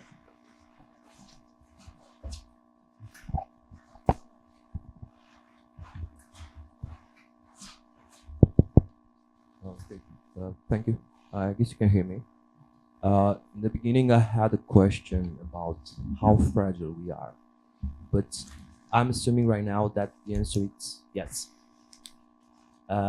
So let's imagine that right now, using the newest technology, I can produce, let's say, hundreds, thousands of tweets, posts, claiming, for example, that Mr. Thorpe is Batman in Budapest, fighting against Joker, aka Mr. Viktor Orban. It's a fake news. You can say that. But posting hundreds of posts on the internet, we produce propaganda, fake news, and people will believe that. So my question is, can an old-fashioned institution fight this absolute mode of propaganda, or a couple of journalists can efficiently fight with this way of propagate fake news? Adam, you wanted to... You want to answer that question? No, Which question? Both what you said. I think our job as journalists, I think that we should overstretch ourselves. We should remember our roles. Our job is to fact check and put it out there. Our job isn't to change people's minds, because people have the liberty and freedom to decide what they want. It's up to them. It's up to educators. It's up to the politicians. Well, it's not up to us to change their minds, but it is our duty and our responsibility to put the facts out there, because they exist. And beyond that, I don't think it's our role to make sure people believe them. For example, we can create awareness also as journalists. For example, when I went to Cotroceni to the last press conference, I asked directly the president of the country what does he think about establishing an institution such as Lithuania has, or such Sweden has, to prevent this, to fight against the hybrid war. And that's fine. Raising awareness We should not part of our job. Yeah, but we should not despair that people believe what they want to believe. We just do. No, but if people vote for Georgescu, they will. We do our job. We present the facts. We try and be fair. I don't even be impartial or objective, but we try and be fair. And beyond that, it's the job of other people, public institutions, politicians, not our job. However, I agree with you, but however, your question, I'm sorry, I don't know your name. Your question is, even if we put out stories which are well based on facts and they're checked and so on, we're less and less believed. I think that's your point. But you're linking that to a decline in democracy itself. So Because it is the result of a decline, not maybe in democracy itself, but there are many scholars out there that have coined the term of like the decrease in trust in institutional authorities. And by institutional authorities, we mean both political parties, which especially in Romania have no trust, but also the extensions of these authorities, which is the press. And because of the decrease in trust in the press, there is more room and availability for people to believe alternative types of information, which are misinformation and disinformation. disinformation. So that's the root cause of it. And I'm not saying journalists' role is to treat that, but it's kind of hard to overlook it when you do this and you understand that it's not just this. Yeah. Adam first, and then. And I want to answer. Hang on a second. You can come in a minute. Adam, then Mark. And me? And you. Go. Go. No, but no. So to answer your question, we should not forget that the DSA included the Disinformation Act, and this means that, for example, the platforms are obliged to respect the truth value, and if disinformation is present and somebody reports it, they erase it. So there is a tool to fight, and there is a debate about marking the deepfake stories. Sometimes they are funny, not necessarily made with bad intentions, but they have to put a mark there. It's manipulated image. So there are tools prepared to act and to limit the huge wave of disinformation in the platform, not to prevent. But there is something that can be done. Let's not minimalize it. There is a thin hope that we can fight it. It exists, this and this and this. So I think we are in a transition stage. It is fragile, like every transition. Revolutionary times create fragility overall, and we see it in politics, we see in geopolitics, in every aspect of our life. This technological revolution, artificial intelligence. So yes, the bottom line is we are fragile at this stage. How this is going to settle, we don't know. But I would like to return to the question of trust, and I think you're absolutely right. The trust in institutions, in media, in governments has been declining around the world in a backlash to the end of history. You know, at the end of the Cold War, you know, a lot of people, including myself, believe that we're moving to a really nice period in human history, that you can that you can overcome some of the ghosts of the past and build a globe which functions along the same lines. But then, look, things happened. We had the great financial crisis, which nearly became another Great Depression. And that eroded a lot of trust in governments, in nominally independent institutions such as the central banks, financial regulators, and the elites. The elites did not see it coming, with few exceptions. All the warning signs about the market being overblown and subprime problems and all of that in the United States, the financialization of our economies, you know, all these risks were ignored by the elites. So then came the pandemic. Just as the world recovered from the financial crisis, came the pandemic, and then came the Ukraine war, and then Trump and other political phenomena. Right? So yes, trust has diminished overall, right? And it will take time before it's reestablished. And maybe there will be still more misery, you know, we cannot exclude that. Now, the positive side of things is, as Michal said yesterday, that if you look at societies which perhaps have more resilience, they manage this better. So the question is, how do you build the resilience in societies to be able to manage this situation? So I remember a few weeks ago at one of the disinformation conferences in the EU, someone asked the Norwegian foreign minister or some other cabinet member, so how is Norway exposed to Russian disinformation and misinformation and all of that? He said, yes, we are. We see it daily, a lot of it. And they said, and? And says, well, actually, it doesn't work in Norway. because people know when they see it, and they have other means of getting information and verifying it. So there's no miraculous cure. That's what I'm trying to say. But if we do our jobs as journalists, present the facts, as Anne said, keep at it, there will always be the 20%, and I'm putting it in inverted commas, that you will not convince. And it should not be your objective to convince them. There will always be people who are more or less paranoid, or they have their phobias or whatever. And it's a fact of life. And in some societies, it's a 10% group. In some societies, it's 20%. In some others, it's 40%.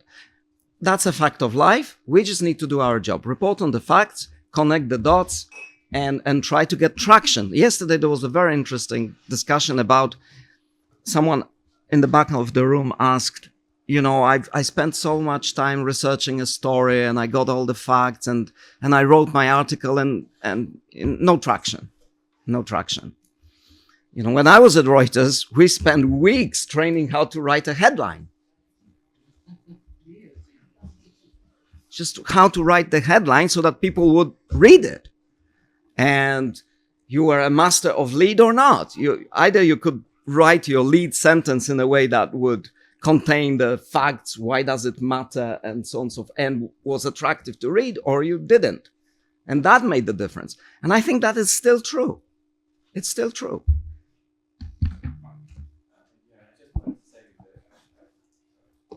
I just want to say I completely agree with Alison. This is our job. We need to stay in our lane, do it. But also, part of that job, I think Alison would agree, part of that job is that you get to choose what you write about. So, the legislation. It's the government's job to do the legislation. We get to choose if to point out and get ahead of it and to say, you know what, this Digital Service Act, it needs to get implemented. It needs to get, if it's not being implemented properly, we need to get onto that. If we think that, because this is a developing area, legislators know it, they don't really understand it, and they're always going to be behind. So if you, specialize in that area, you identify it as a place where there as a journalist, you specialize in that area, you go find out how to get ahead of it, how to, be smarter than the politicians who are sitting in the committees who are looking at legislation, feed into that debate, raise the voices of people who think really know what they're talking about and can, adjust the legislation so that it will actually be more effective. And remember that it's always going to be in increments. The Watergate was not done in one headline in one day. It was done over a long period of pieces. Everything's like that. And the only other thing I would say is that what we also need to be kind of looking for is that moment, which, I mentioned the one in Texas, so I'll stick with it, but there's a moment where the disinformation, after Brexit, there's a moment when people start to see, okay, the people who told me that there's going to be £350,000 extra, £1 million extra to spend on the NHS, that's not true. There's less money. And that we're going to be better off? No. And we're going to have more trade deals? No, then. We're not making trade deals. We lost 50. So there is a moment, and people will start to change their minds, and they do. Unfortunately, Brexit's also a great example that why we need to kind of always try and get ahead is that some of these things, once they're done, they're done. It's really hard to go back. But with something like with MMR is another one. When people are absolutely convinced, and then they start to see, oh my God, it's dying, and there's kids in my school, and maybe my kids now get it, they'll change their minds. I apologize, but I have to catch a plane. It was great to see you all. Thank you very much. And let's applaud him.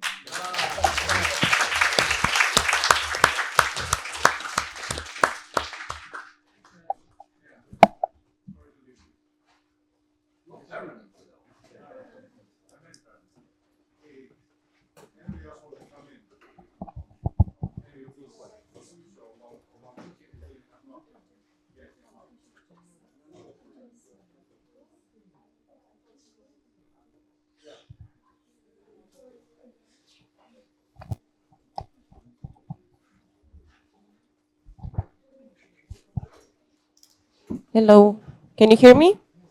Okay. So I would like to talk about three little things. First is related to the researchers and facts problem, and these days I've been documenting a little news that's actually a big story about how a lot of the researchers in the Romanian National Institutes for Researching didn't get their salaries in the last few months. And while covering this story, I realized that, sorry, I'm nervous. I don't know why, but I hope you can get my point.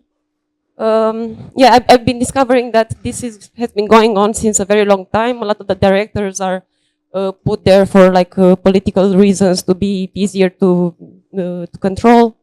And yeah, I'm thinking at this now that it would be amazing to not have this problem of corruption in the Romanian Institute of Research, to have more money for them. Like for example, the budget last year for from the GDP, it was 0.1 for the research.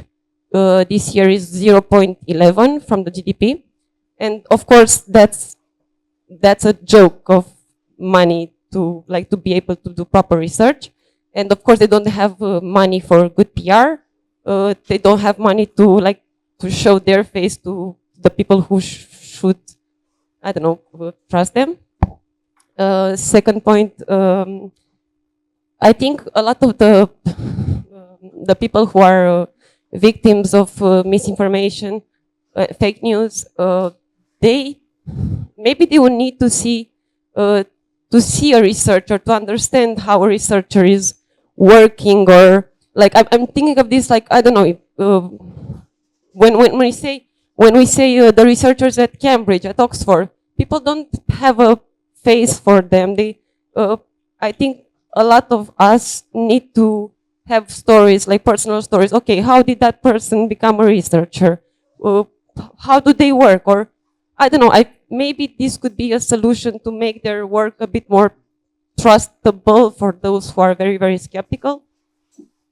And then, yeah, my last point was when you said that fake news is overused, that this term, and misinformation, and that we should be careful how we use it. I agree, and I also want to add that maybe we should have a much more explanatory journalism, in which we explain with other words about these overused words, why they are, what's behind them. Like for example, gaslight. What is gaslight? How can we recognize it when it comes to manipulation? And just to find, I don't know, maybe more creative ways to explain these words that have lost their meaning because they have been overused. And that's it for now. I'm not sure if I've... Thanks very much. Yes. So I think you touch a very important point, because we live in not only in a very technological society, but also science is extremely advanced, and the identity of the scientist, as you said, is less visible, and the results of their research are not translated.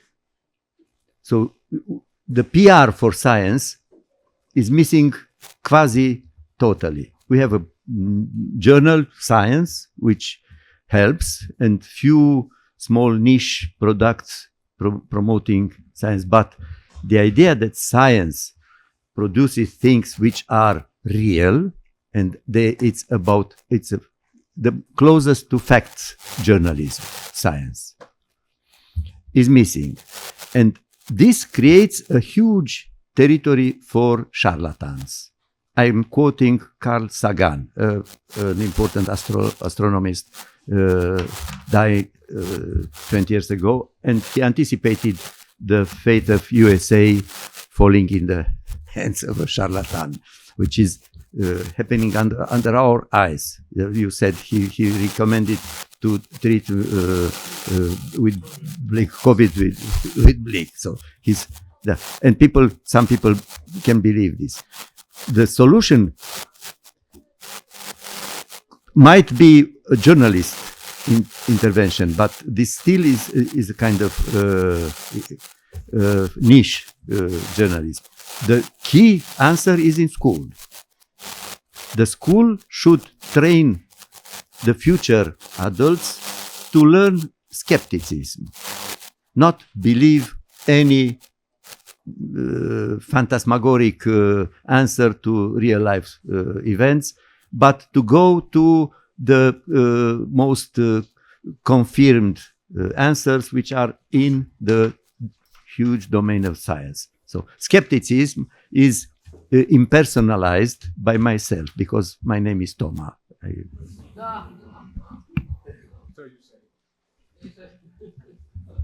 Anybody else coming in?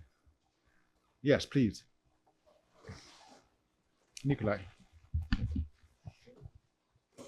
I remember when we first started Quotidiano in '91. The problem we had was that the journalists in Romania would produce huge articles, 3-4 pages long, and we would need to edit them down to say 1 page of sort of let's say the key points of the article, and but the immediate reaction was, oh, this is censorship. No, it's called editing. No, this is censorship. But today we have another issue, a much larger issue with which I don't think we really touched on, but it also includes misinformation, which is the platforms, the Metas, X's of this world, who generally have like Musk, have a sort of absolutist view or attitude to as in anything is to be published because that's the definition of free speech. But the debate is now going on as to whether it is the platforms or governments who somehow should have some kind of control on the content, so that hateful or racist or let's say even misinformation is not actually put out. Where does the members of the panel think that that's going to go? I mean, is some headway going to be made in doing this, in resolving these issues?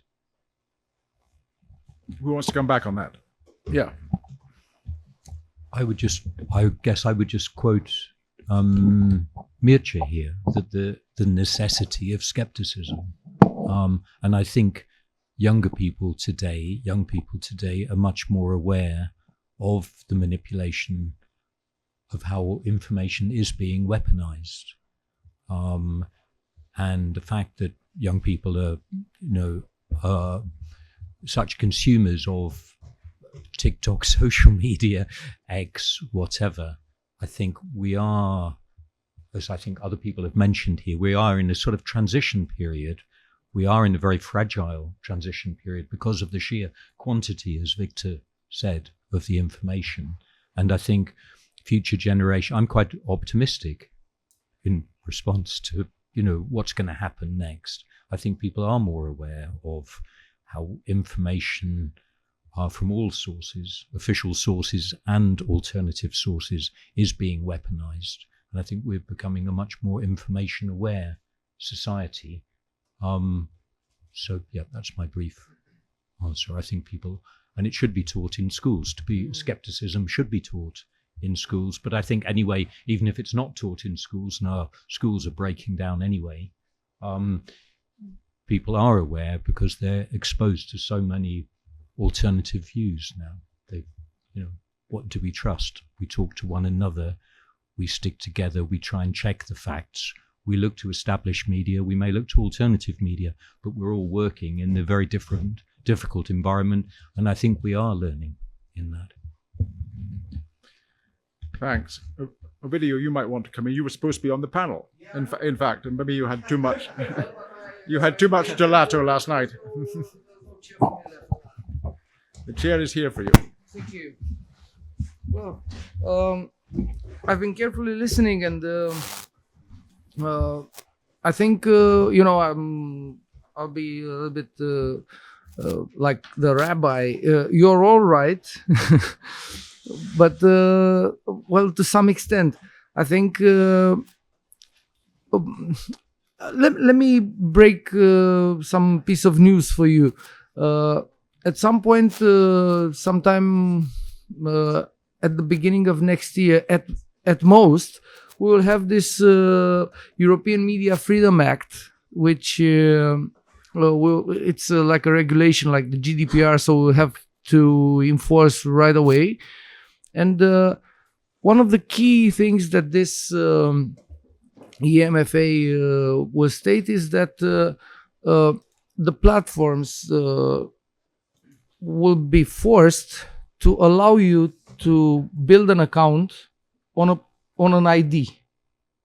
We'll have the Romanian ID with like not that thing like this. It's just a card thing. We will all have it. I don't know. Hopefully, when these Romanian pricks will make it available, and that thing will have a code. And it's not our personal numerical code as we know it today, but it's like a code, a different something. I don't know exactly the technical aspects. And you will have that code, you'll put it in, and that means that you are you on the platforms. At that point, I'm absolutely sure that it's going to be easier for, I don't know, the platforms, the regulator, the police, whatever, to come and say, hey, what's this? Why did you do this? And I think this could be the only, well, at least to me, I was born pessimistic. So this is the only optimistic thing I see in the future, I'm afraid. Because if you talk about education, just remember that, I don't know, 2 weeks ago, Trump dismantled the education department, the whole system. Let's forget about education. And also Trump is the one that, invented the idea of alternative facts. It was said here. I don't remember who said that exactly. So, yeah. DSA, that's a key take, actually, because there are two crucial European regulations. DSA is gonna be enforced pretty soon. Hopefully not by CNA or outcome. We'll see a proper Ministry of Truth here in Romania at some point. And yeah, I think this huge corporations that are Meta, X, or TikTok have to be forced somehow to bring some light in the, I don't know, in the advertising traceability, for instance, or the ultimate. We all have UBOs for our companies, UBO declarations, but we don't have that for the websites. And I think some sort of transparency would help, like it helped before, right? In so many cases. So yeah. I'll pick up on what you said. You just met Maria Ressa. So this woman, well, she's a fabulous person, and at some point she met Zuckerberg. She had an interview. Do you know that? Didn't she tell you? So she met Zuckerberg, and everyone was, what did you tell him? And she said, I told him, listen, own it. Which means, you own it. I mean, you police it, you guard it, you have it. You have to be aware of the fact that this thing has gone huge. And when it's huge, it's also a responsibility. It's not just a business. I mean, you're not just another street corner, I don't know, store selling, whatever. You're huge, and when you're huge, you have to invest money in policing it. This is what she meant by own it. And what did he say? He said, well, we'll be thinking about it. And he refused any other interview with her whatsoever ever since. Yeah. But no, that was when the discussion was somewhere around 2016, if I remember correctly. So he was, climbing. The problem is that Maria Ressa comes from the Philippines, which, in the Philippine culture, Facebook is the internet. I mean, they don't use browsers, if you can imagine. So basically, when they open the internet, they open Facebook. This is their environment.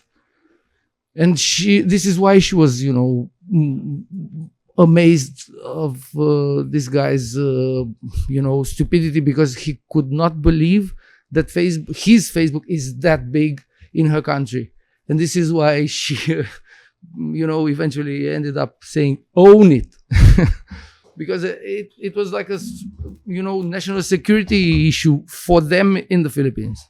So that's, the broader context. Are both of you arguing that what social media requires, what the net requires, is more regulation? And self-regulation. Because what they are trying to do nowadays. How can it be self-regulation? What they are trying to do nowadays is to just externalize their accountability to public institutions in order to form like proper ministries of truth. When they have like CNA asked for the fucking government for 10 people and 10 laptops and they decline that. You can't enforce truth with nothing. While they have like fucking billions of euros, they've decided to just finance the Trump administration instead of fucking paying the fact checkers. So I would say we need some very harsh regulations. Yeah. At least here in Europe, if they don't do it in the not US. self-regulations in the means of them deciding what regulations to enforce, because that would be total bullshit. Absolutely. So who does that? The state should ask them to do that if you want to operate in this market, because it's so easy. I mean, we all know Erdogan, right? Twitter, well, X, whatever. Twitter is huge in Turkey. Whenever there are protests or something, Erdogan pulls the plug for Twitter in the country, period. So it can be done. Okay, so Facebook, these are the requirements for you to operate here. You've got, 10 days. Can you comply with this? Yes. Okay, go ahead. Can't you comply with this? Fuck off. Yeah, they don't even they don't even respect their already implied policies. Yeah. I mean, it's like you just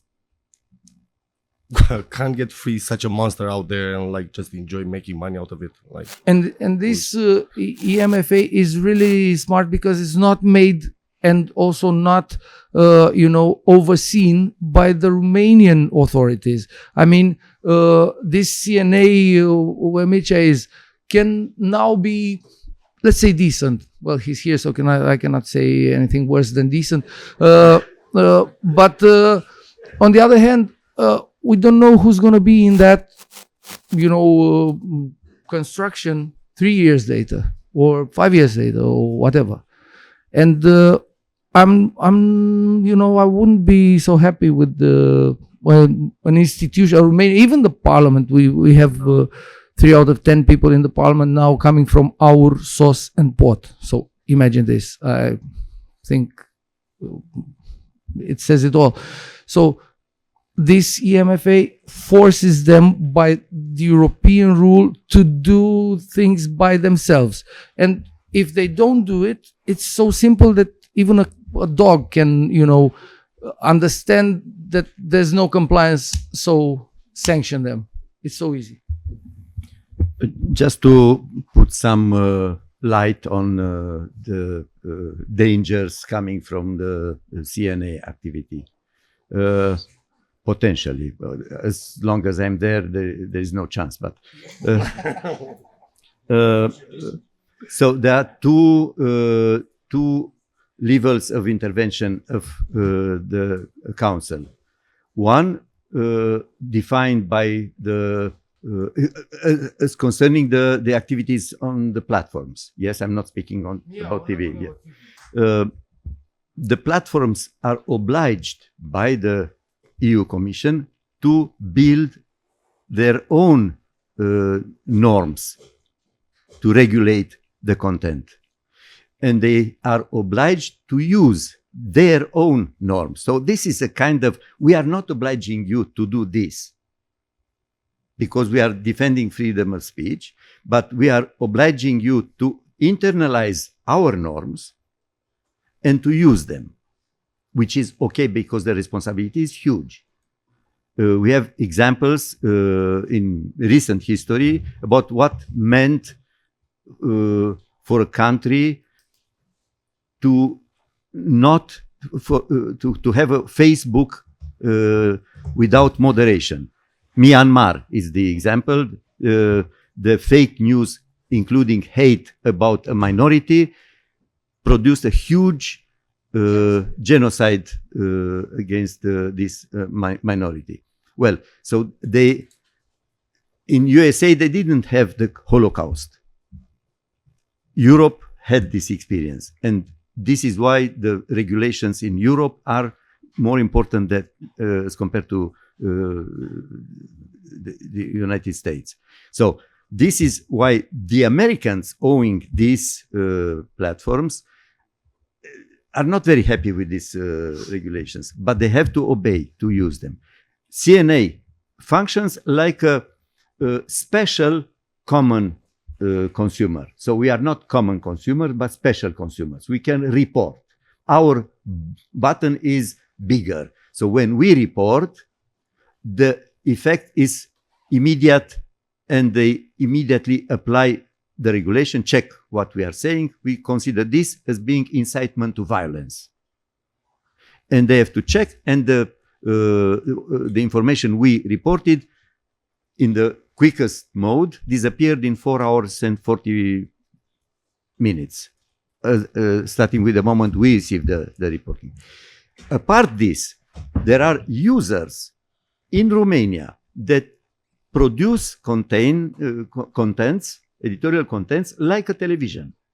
So they have the equivalent of a television, but it's non-linear. So you can go and if you want to see Maruța's program, you push the button and you stay on, or podcast. So these categories of contents do have editorial responsibility.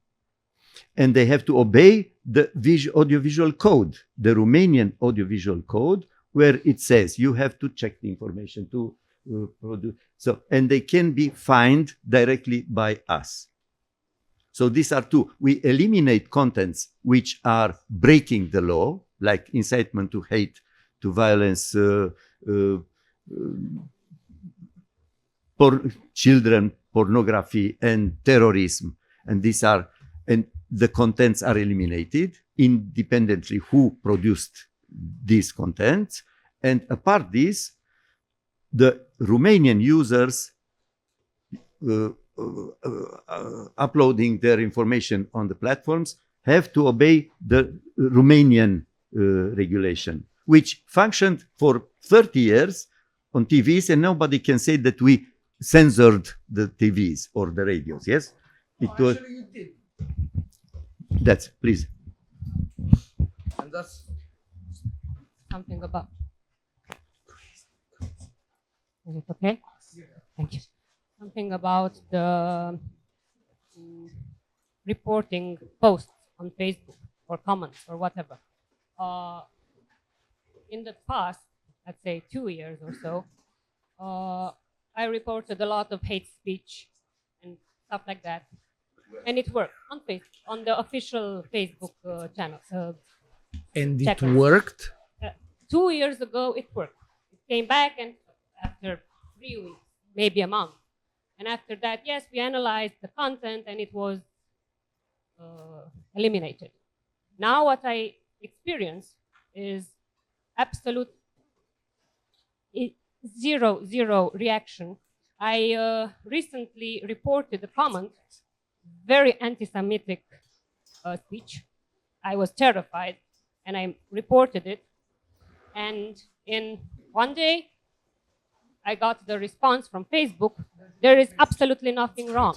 But my newspaper often posts our news on Facebook, so we depend on traffic from Facebook. There's something going on, and the algorithm confuses our posts with I don't know what. And it we have a lot of feedback. We just open the app and we removed this post. Why? Because it's violence, it's hate speech, and it's, for example, news about something that maybe the tribunal from Arad arrested somebody. Factual news with official content from the authorities. And they censor that. Yeah, they this consider that dangerous, and everything else in every time when I report something, there's nothing wrong. So Well, this is very bad. And just telling about what you said about the conversation between Maria Ressa and Zuckerberg, you made a little opinion that he's stupid.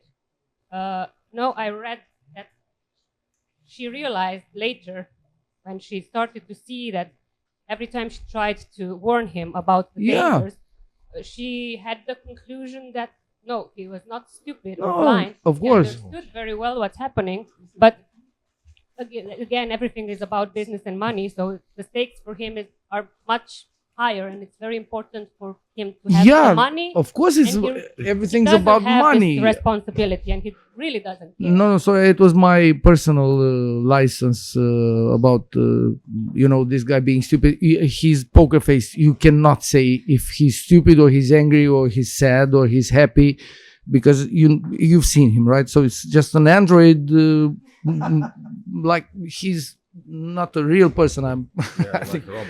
Yeah, you're absolutely right. What I can explain, I've had some, discussions about Facebook with people from Facebook, like in the upper ranks in Facebook at some point. The idea is that after Trump came to office, actually the algorithm changed. So I don't know, I think it would be like a huge victory for someone to report something these days after this switch, and it is effective eventually. So now you can report basically, I don't know, beheading by terrorists, and it will say it's okay, because that's the algorithm now. But before, the algorithms were also more or less at the exact level of stupidity, like they are now when they are switched, because they were only robots.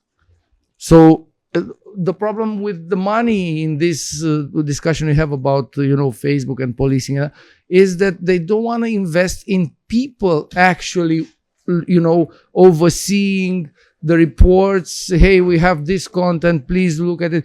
They use one bot A, who says, hey, it's absolutely okay, and if you appeal that and you say, no, I'm not okay with this, and then bot B comes on and says the same or different. It makes no sense at all, and you don't have to understand it. It's impossible to understand it. You're wasting your time. That's the idea. This is my take. When you were mentioning what happens in your newspaper, you said they intervened. Yeah. Who are they? Is that the police or Facebook? What?